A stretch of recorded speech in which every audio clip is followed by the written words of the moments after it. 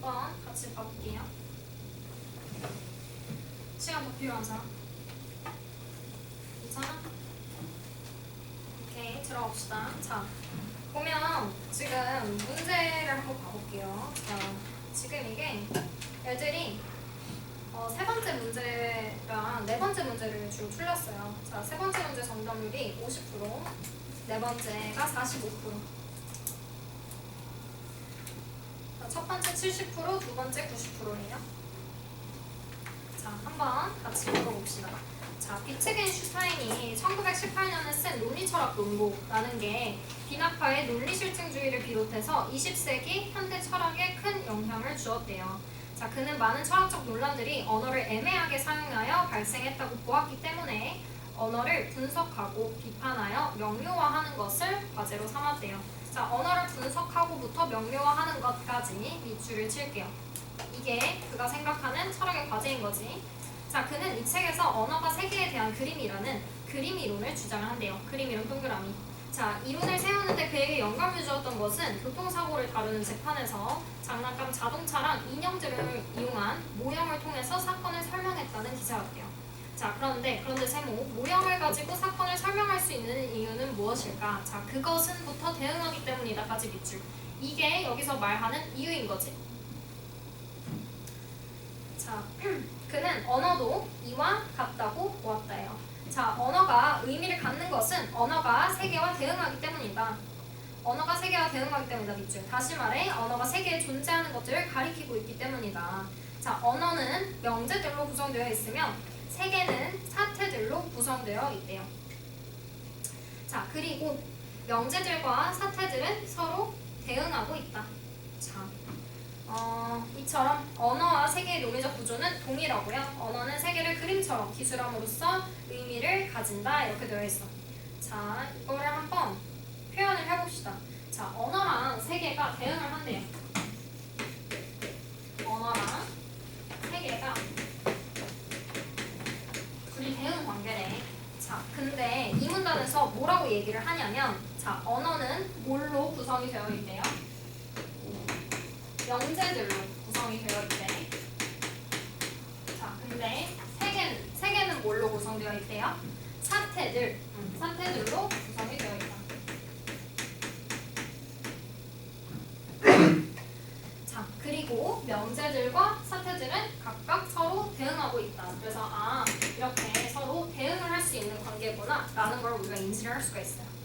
자, 세 번째.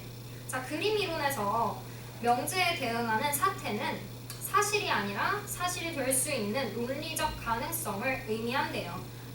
이 사태라는 건 사실이 될 수는 없고, 자, 뭐라고 봐야 되냐면 사실이 될 수 있는 그런 논리적 가능성. 논리적 가능성이라고 쓸게요. 논리적 가능성.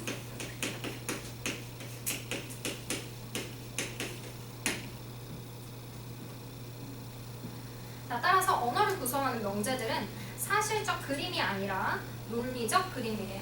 논리적 그림이구나. 자, 사태가 실제로 일어나서 사실이 되면 그것을 기술하는 명제는 참이 된대요. 근데 사태가 실제로 일어나지 않는다면 그 명제는 거짓이 된대요. 자, 어떤 명제가 의미 있는 명제가 되기 위해서는 그 명제가 실제하는 대상이나 사태에 대해 언급해야 하며, 언급 동그라미, 그것에 대해서는 참거짓을 따질 수 있다. 참거짓 동그라미. 자, 만약 어떤 명제가 실제하지 않는 대상이나 사태가 아닌 것에 대해서 언급을 하면 그거는 의미 없는 명제가 되며, 자, 의미 없는 명제 네모. 그것에 대해 참거짓을 따질 수 없다. 자, 따라서 경험적 세계에 대해 언급하는 명제만이 의미 있는 것이 된다. 이렇게 되어 있어. 자, 뭔가 복잡한데 이 마지막 문장 있잖아. 마지막 문장에 쫙 밑줄을 치고요. 거기다가 우리 한번 생각을 해봐야 돼. 왜 갑자기 경험적 세계에 대해 언급하는 명제가 나오지? 라는 생각을 해야 돼. 왜냐하면 앞에서는 이런 경험적이라는 단어가 한 번도 나온 적이 없어. 근데 갑자기 맨 마지막에 따라서 경험적 세계에 대해 언급하는 명제만이 의미 있는 것이 된다 이렇게 있거든. 자, 경험적 세계에다가 색깔펜으로 표시하고 는 뭐라고 써야 되냐? 자, 뭐라고 써야 될까? 경험적 세계. 실제하는이라고 쓸 거야. 실제하는. 실제, 제-I. 실제하는. 정말로 실제 하는 것들에 대해서 언급해야만 의미 있는 것이 된다. 자, 이거를 지문을 맨 처음 받고 읽었을 때 이런 거를 직접 처리하면 좋겠죠. 왜 갑자기 경험적이라고 표시를 하지? 왜 표현을 하지? 아, 이게 여태까지 말하는 그 실제 하는 대상이나 사태를 경험적 세계라고 표현을 하는 거구나 라고 볼 수가 있겠죠. 자, 마지막 질문. 이러한 관점에서 비트겐슈타인은 기존의 철학자들이 다루었던 신, 영혼, 형이상학적 주체, 윤리적 가치 등과 관련된 논의가 의미가 없는 말에 불과하다고 봤대. 그치? 왜냐하면 그 뒤에를 읽을 필요가 없어. 여기까지 읽고 바로 이해가 돼야 돼. 아, 그치? 왜냐하면 바로 위에서 뭐라 그랬어? 경험적 세계에 있는 것들, 실제 하는 것들에 대해서만 얘기를 해야 의미 있는 명제라고 얘기를 했거든요. 자, 왜냐하면 그 말들이 가리키는 대상이 세계 속에 존재하지 않는, 즉 경험 가능하지 않은 대상이기 때문이다. 이와 같은 형이상학적 문제와 관련된 명제나 질문들은 의미가 없는 말들이다. 그러한 문제는 신비한 것들이지만 이에 대해서 답변하거나 설명할 수 없다. 그래서 말할 수 없는 것에 대해서는 침묵해야 한다고 말했다. 자, 그래서에다가 세모치고 말할 수 없는 것에다가 밑줄을 쫙 쳐주세요. 자, 말할 수 없는 것. 말할 수 없는 것에다가 밑줄을 쳤잖아. 거기에다가 뭐라고 쓸 거냐? 자, 경험? 안 되지. 또 실제 하는 것도 아니지. 뭐라고 쓸 거야? 의미 없는 명제라고 쓸 거야. 이렇게 정리할 수 있겠죠? 그래서 지금 문단에서 표시되는 문단 안에서 나오는 그런 구절들이 서로 어떤 관계인지 계속 유기적으로 체크하려고 있는 거예요, 지금. 자, 이제 질문으로 들어갑시다. 1번 선지. 자, 그 1번 문제에서 정답은 4번이고요. 자, 나머지는 다 명시가 되어 있는데 왜 4번 선지인지를 얘기를 해줄게. 왜 적절하지 않은지. 자, 경험적 대상을 언급하는 명제는 참이라고 보았다 이렇게 되어 있는데, 자, 언급만 하면 돼? 아니지. 언급이 아니라 뭐도 할 수 있어야 돼? 참거짓을 다 봐야 돼. 자, 무조건 참이 되는 게 아니에요, 그죠? 의미가 있는 명제일 뿐. 의미가 있는 명제이고 참거짓은 따로 판단을 해야 되는 거죠. 좋아. 자, 다음. 윗글의 의미 없는 명제에 해당하는 거. 자, 정답은 5번. 실제 정답률도 90%. 상당히 높지? 졸면 안 돼. 졸면 안 돼. 집중. 자, 선생님은 한평생 바람직한 삶을 살아왔다 이렇게 되는데, 바람직하다 건 경험이 불가하죠. 자, 세 번째, 기억, 니은의 관계에 해당하는 것만을 보기에서 있는 대로 본 것은 이렇게 되어 있어. 자, 기억을 보니까 언어 대 세계, 니은, 명제 대 사태 이렇게 되어 있어요. 자, 우리가 표시한 거랑 똑같아. 언어는 명제들로 구성이 되어 있고 세계는 사태들로 구성이 되어 있죠. 그래서 언어 대 세계, 명제 대 사태 이러면 둘 다 맞는 게 되겠지. 기억, 니은. 근데 자, 디귿을 고르는 친구들이 있어. 자, 디귿. 디귿은 왜 될 수가 없느냐를 생각을 해봐야 되는데, 자, 디귿 보면 논리적 그림 대 의미 있는 명제 이렇게 되어 있어. 근데 논리적 그림이라는 건 명제들인 거죠. 그래서 명제들 대 의미 있는 명제 이렇게 된 거야. 명제 대 사태가 되는 게 아니고 언어 대 세계처럼 그렇게 되는 게 아니고. 그래서 디귿 주의해야 합니다. 디귿 논리적 그림이라는 거 보고 그냥 얼추 맞는 거 같은데 이러면서 뭉개는 애들이 있어. 뭉개면 안 돼. 뭉개지 말고 말을 바꿔봐야 돼. 아, 논리적 그림은 명제지. 근데 명제 대 명제 이렇게 되면 안 되겠네 라는 생각을 해야 돼요. 자, 리을, 형이상학적 주체 대 경험적 세계 이렇게 되어 있으면, 자, 형이상학이랑 경험이라는 건 서로 반대되는 것들이지. 그래서 고르면 안 됩니다. 자, 다음 마지막 문제. 윗글로 미루어 볼 때 비트겐슈타인이 보기와 같이 말한 이유로 가장 적절한 것은 이렇게 되어 있는데, 뭐라고 얘기를 하냐면, 자, 논리 철학 공부를 이해한 사람은 거기에 나오는 내용을 버려야 한다라고 얘기를 해. 이 책의 내용은 의미 있는 언어의 한계를 넘어선 것이기 때문에 엄밀하게 보면 말할 수 있는 것의 범주에 속하지 않는다. 지금 이 두 번째 문장이 가장 중요한 거야, 그치? 앞에 내용은 솔직히 필요 없고 두 번째가 이제 중요한 거야. 자, 두 번째를 통해서 알 수 있는 게 뭐야? 이 책의 내용은 뭐래? 의미 없는 명제다 라고 얘기를 하고 있는 거지. 이 책은 의미 없는 명제들로 이루어져 있어 라는 거를 길게 풀어서 써놓은 거예요. 그래서 거기에다 써놓을 거야. 의미 없는 명제.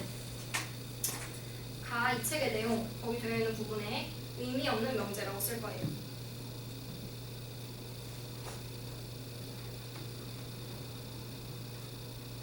자, 그러면 정답은 4번이 되겠죠. 4번. 자, 가는 경험적 세계가 아니라 언어와 세계의 논리적 관계에 대해 언급하고 있기 때문이다. 의미 없는 명제를 다루고 있기 때문이다. 이것들로 구성되고 있기 때문이다. 랑 같은 말이 되는 거죠. 자, 지금 5번 고르는 친구들이 있는데 5번, 자, 형이상학적 물음에 대해 관념적으로 답하고 있기 때문이다 이렇게 되어 있는데 기존 철학자들이 다루었던 형이상학적 물음이 아니에요. 자, 그리고 3번 선지 고르는 친구들이 있는데 이 논리적으로 가능한 사태에 대해 기술하고 있기 때문이다. 자, 논리적으로 가능한 사태에다가 밑줄을 치고 뭐라고 쓸 거냐? 자, 논리적으로 가능한 사태는 뭐야? 참거짓을 판별할 수 있는 게 가능한 애들이야, 그치? 참거짓을 판별하는 게 가능한 애들 거기다가 쓰세요. 밑줄 치고 뭐라고 쓸 거냐면 참거짓 판별 가능. 참거짓 판별 가능. 그게 의미 없는 명제와의 가장 큰 차이점이야. 왜? 의미 없는 명제들은 어때요? 참이나 거짓을 따질 수가 없거든. 헷갈리면 안 돼. 자, 3번 중요한 선지입니다. 이런 식으로 애들 낚는다고. 자, 네, 여기까지. 할만하죠? 지금 지문 보면은 비트겐슈타인의 이 논리철학 연구가 누구한테 영향을 줬대? 논리실증주의에 비롯해가지고 20세기 현대철학에 큰 영향을 줬대. 논리실증주의. 우리가 방금 또 본 거야, 그치? 기출만 계속 꼼꼼히 보면 어떤 새로운 제재가 나와도 익숙한 느낌을 받을 수가 있습니다. 자, 다음 풀어볼 거예요. 다음. 자, 10분 줄 건데 이게 지금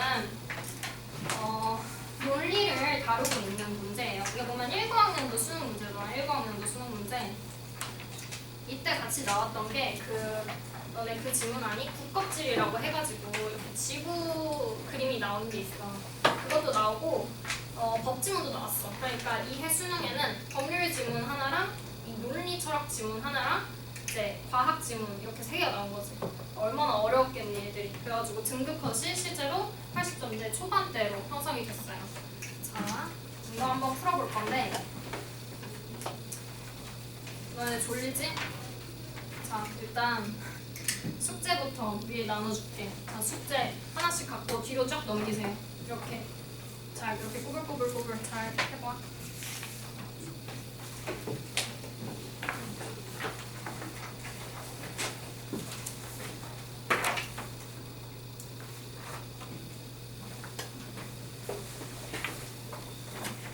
하나밖에 없어? 아, 2개.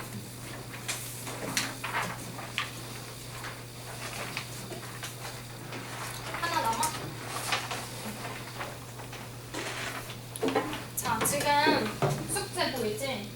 자, 숙제를 잠깐만 한번 봅시다. 오늘 숙제는 리트 지문이에요. 자, 법학전문대학원 입학시험이야. 근데 자, 보면은 첫 번째 의회는 이렇게 돼 있고 이제 두 번째 질문 사회재산제도 어쩌고저쩌고 이렇게 나오는데 자, 두 번째 질문 펴보세요. 두 번째 질문.